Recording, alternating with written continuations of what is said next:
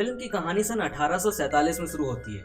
एक राजा जो काफी बेचैन रहता था एक दिन जंगल में जाता है, जहाँ उसे वहाँ के स्थानीय देवता पंजुर्ली की मूर्ति दिखाई पड़ती है। मूर्ति को देखने के बाद राजा का मन अपने आप ही शांत हो जाता है। मूर्ति से प्रभावित वो राजा उसे अपने महल में ले जाने की इच्छा करता है। इससे पहले कि वो मूर्ति को लेकर जाता, गांव के लोग वहां पहुंच जाते हैं और मूर्ति को ले जाने से मना कर देते हैं। गांव वालों का कहना था कि राजा जो चाहे लेके जा सकता है, लेकिन उनके देवता की मूर्ति को ले जाने का उन्हें कोई अधिकार नहीं है। तभी एक चमत्कार होता है और पंचुर्ली देव एक गांव वाले के शरीर में प्रवेश कर जाते हैं। वे राजा से कहते हैं कि मैं तुम्हारे साथ चलने के लिए तैयार हूँ, लेकिन एक शर्त है। शर्त यह है कि जहाँ तक मेरी चीख जाएगी वहाँ तक की जमीन राजा को इन गांव वालों को देनी होगी, ताकि देवता के जाने के बाद भी वो खुशहाल रह सकें।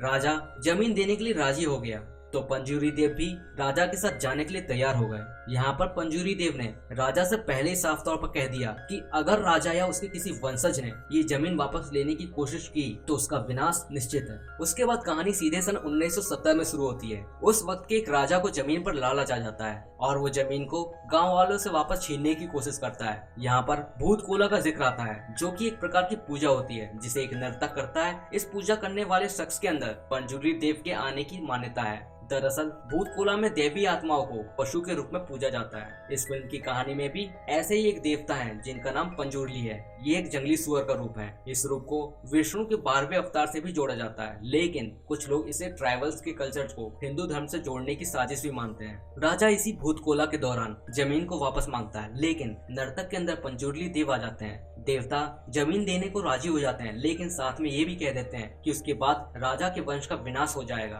और वो नर्तक समेत जंगल में जाकर गायब हो जाते हैं। कुछ ही दिनों बाद राजा की भी मौत हो जाती है। इसके बाद कहानी सन 1990 में शुरू होती है, जहां उसी राजा के वंशज जिसका नाम है देवेंद्र सुतुरु, जिन्हें लोग साहिब कहकर बुलाते हैं, खम्बाला नाम के एक खेल का आयोजन करते हैं, जो कि भैंसों की एक रेस होती है। साहिब के भैंसे भी इस रेस में हिस्सा लेते हैं और यहाँ हम मूवी के हीरो शिवा को देखते हैं, जो अपने बेहतरीन अंदाज से इस रेस को जीत लेता है। पर साहिब के लोग चीटिंग करके खुद को विनर डिक्लेयर करते हैं। पर ये बात जब साहिब के कानों तक जाती है तो वो सुधाकर के कान के नीचे रख के देते हैं और शिवा को देते हैं विनिंग मेडल, जिससे हमें पता चलता है कि साहिब एक अच्छे इंसान है और गांव के लोग भी उनकी बहुत रिस्पेक्ट करते हैं। जिन्हें हमने 1970 में मरते हुए देखा था, साहिब उन्हीं के बेटे हैं। और अगर बात करें शिवा की, तो वो इस गांव का रखवाला होता है। गांव को लेकर जो भी प्रॉब्लम आती है उसे ये ही सॉल्व करता है, पर शांति से नहीं, उनके हाथ पांव चटका के। दूसरी तरफ हम एक फॉरेस्ट ऑफिसर मुरलीधर को देखते हैं, जो जंगली सुअर का शिकार करने वालों को खूब तोड़ता है। इसके बाद रिजर्व फॉरेस्ट से जंगल की लकड़ियां काट के ले जा रहे कुछ लोगों को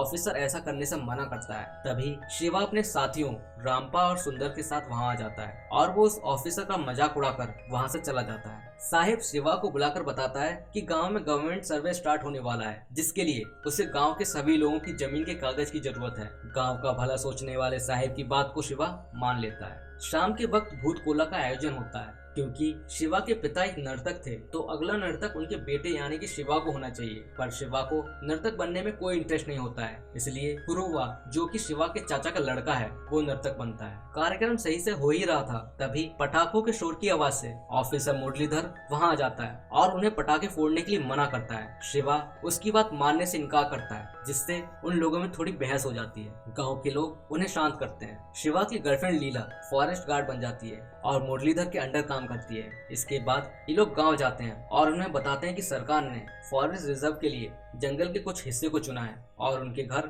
उस बाउंड्री के अंदर आ रहे हैं, इसीलिए जल्द से जल्द इस जगह को खाली करना होगा। पुलिस वाले वहां बाउंड्री बनाने के लिए गड्ढा खोदने लगते हैं। तभी शिवा वहां आकर उन लोगों से लड़ने लगता है। वो लोग शिवा को काबू करने के लिए उसे बांध देते हैं। वहां खड़ी लीला ये सब देख रही होती है। अगले दिन गांव वालों की जमीन के पेपर्स साहिब के वकील के पास आ जाते हैं। तभी हम देखते हैं कि शिवा के दोस्त रामपा को साहिब का घर बहुत अच्छा लगता है और वो जैसे ही घर के अंदर जाने के लिए कदम रखता है, तभी साहिब का आदमी उसे थप्पड़ मारकर बाहर कर देता है। ये देखकर शिवा को बहुत गुस्सा आता है और वो जाकर उस आदमी को मारने लगता है। साहिब अपने ही आदमी को डांटते हैं। ये देखकर शिवा का गुस्सा शांत हो जाता है। ऑफिसर मुरलीधर के मना करने के बावजूद भी शिवा अपने दोस्तों के साथ जंगल में पेड़ काटने के लिए जाता है। ये बात सुधाकर मुरलीधर को बता देता है। ये लोग शिवा और उसके साथियों को जंगल में ढूंढ रहे होते हैं। तभी एक पेड़ इनकी गाड़ी पर गिर जाता है, जिसे काटा था शिवा ने। वैसे तो ये एक एक्सीडेंट था, पर मुरलीधर को लगता है कि शिवा ने उसे जानबूझकर मारने की कोशिश की है, इसीलिए वो शिवा के खिलाफ सारी धाराएं लगाकर उसे गिरफ्तार करने की ठान लेता है। शिवा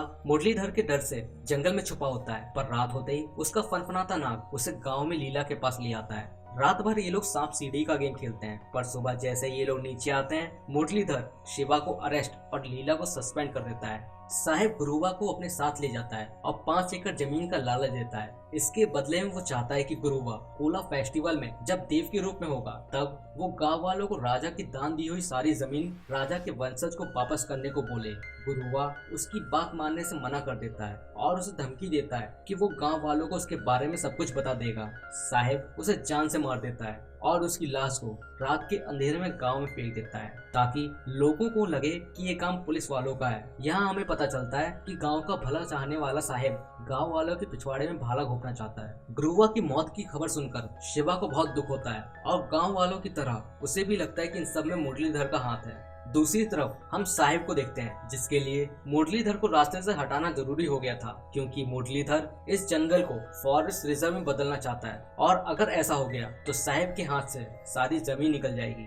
बेल पर शिवा बाहर आता है और साहिब से मिलने जाता है। रात को पार्टी करते वक्त साहिब उसे बताता है कि गुरुवा को मुरलीधर ने मारा है। ये सुनकर शिवा को बहुत गुस्सा आता है और वो मुरलीधर को मारने के लिए वहां से निकल जाता है। साहिब सुधाकर को शिवा के पीछे भेजता है। वो देखता है कि शिवा मुरलीधर के घर जाने के बजाय माधव की दुकान पर जाता है। शिवा माधव के साथ सस्ता नशा करता है और उसे कहता है कि आज की रात वो गुरुवा के कातिल यानी कि मुरलीधर को जान से मार देगा। तो माधव उसे बताता है कि उसने गुरुवा को साहिब के साथ गाड़ी में जाते हुए देखा था, पर वापस आते टाइम साहिब अकेले थे और उसी रात को गांव वालों को गुरुवा की लाश मिलती है। सुधाकर के साथ के आदमी समझ जाते हैं कि शिवा को सच के बारे में पता चल गया है और वो लोग सुधाकर के मना करने पर भी शिवा को खत्म करने का फैसला करके उस पर हमला कर देते हैं। सच्चाई जानने पर शिवा उन सबको कुत्तों की तरह मारकर वहां से भगा देता है। दूसरी तरफ हम ऑफिसर मुरलीधर को गांव में देखते हैं, जो उन्हें बताता है कि कैसे साहिब ने इन गांव वालों को बेवकूफ बनाया है। साथ ही वो ये भी बताता है कि एक बार यहाँ फॉरेस्ट रिजर्व का काम पूरा हो जाए तो वो सरकार से कहकर इन लोगों के लिए जमीन का इंतजाम कर देगा।